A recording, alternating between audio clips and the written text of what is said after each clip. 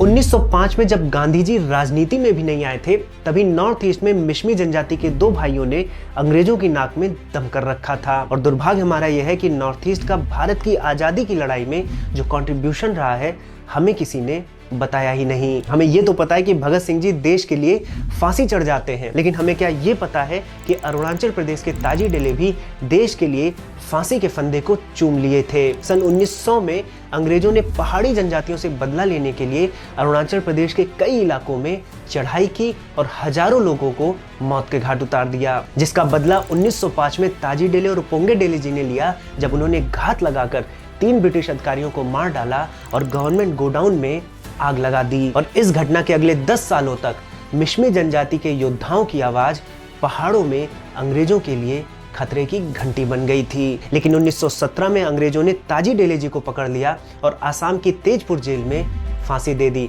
लेकिन इसका भी बदला लिया गया। 1918 में मिश्मी जनजाति ने फिर से हमला किया, कई ब्रिटिश सोल्जर्स को घायल किया और एक ब्रिटिश सोल्जर की जान तक ले ली। बात इतनी बढ़ गई कि अंग्रेजों को एक पूरी फौज बुलाकर मिश्मी जनजाति को ध्वस्त करना पड़ा, जिसमें पोंगे डेले जी लड़ते लड़ते वीरगति को प्राप्त हुए। साथियों, आज भी इलोप गांव में इन दोनों भाइयों की स्मृति में एक ऐसा स्तंभ है जिसे मिटारो कहा जाता है। मिटारो का अर्थ होता है वो स्थान जहां मृत्यु के बाद योद्धा विश्राम करते हैं। नॉर्थ ईस्ट के जाबाजों की ये वीर गाथा इस बात का प्रमाण है कि आजादी की लड़ाई केवल अदालतों, संसदों, सड़कों और मैदानों में नहीं, बल्कि पहाड़ों में भी लड़ी गई थी। और ऐसे ही बहादुर जाबाजों के बारे में जानने के लिए आप सभी हाइपरक्वेस्ट को सब्सक्राइब करें।